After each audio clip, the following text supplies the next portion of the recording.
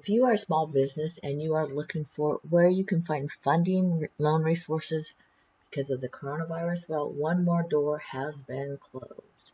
According to the Small Business Administration, the Economic Injury Disaster Loan Emergency Advance, well, let's just say it is no longer open. According to them, they have a lapse in appropriations. In other words, they are no longer taking applications. So the SBA is unable to accept new applications at this time for COVID-19 economic injury disaster loan related assistance based on available appropriations funding, said Matt Coleman, a spokesman for the SBA's Region Number 2, which includes New York State. Applicants who have already submitted their applications will continue to be processed on a first-come, first-served basis, he said on Monday. So basically, when they run out of money, they are no longer funding it. So the SBA was allocated $60 billion from the newly passed stimulus bill that was signed into law this past weekend.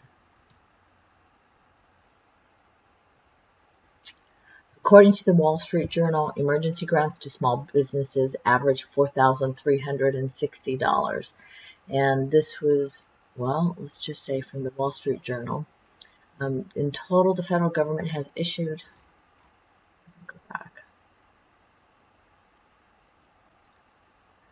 according to the Wall Street Journal, emergency grants to small businesses averaged $4,360. New applications have been suspended due to oversubscription. 4 million businesses have applied, and the federal government has issued emergency grants totaling $3.29 billion to 755,476. Yes, nearly 750,000 small businesses across the country, along with loans worth $5.57 billion to nearly 27,000 businesses, according to data released by the government. So if you submitted an application and received an application and now wonder whether or not you actually have a chance at getting funded, I've heard that if you have a number beginning with the number 3, then you probably will get processed. It will just show up in your bank account that is connected with your application. If your application number begins with 2, it may not be fulfilled.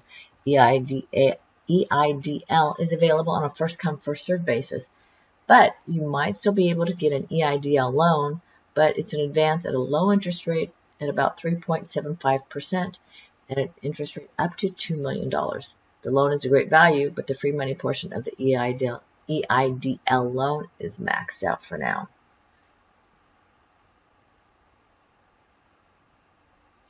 For other funding options relating to coronavirus, of course, there was the PPP program, which many of you have heard about, which I believe has just closed again, as well as SBA Express Bridge loans, and of course, SBA Debt Relief. These are available, of course, on the SBA or Small Business Administration website. Also, another thing to look at is the unemployment insurance or the Pandemic Unemployed Assistance Program. It covers about everybody else that is not covered by unemployment insurance.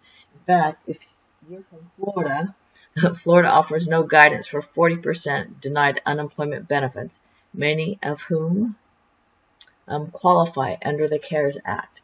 So also on the Pandemic Unemployed Assistance, if you did not qualify for regular unemployment insurance, take a look at applying for the PUA. So the PUA,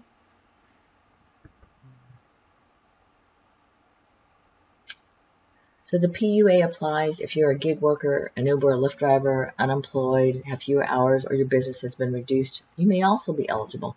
Applications began April 28th. And yes, be patient. It does take a while, but you can get through the portal. So see our videos on the Pandemic Unemployed Assistance to walk you through on a step-by-step application process. The totals add up because in California, with the PUA, it's $167 per week plus an additional $600 for people unemployed from March 29th, 2020 to July 25th, 2020. So thanks for joining us here at the Atlas Post for IRS, Treasury, and financial news relating to the CARES Act, taxes, financial stimulus, and more for people that like to hear the news. Thanks also in advance for comments and how we're helping you, and also for giving us the thumbs up and subscribing to our channel. Thanks for joining us. Catch us.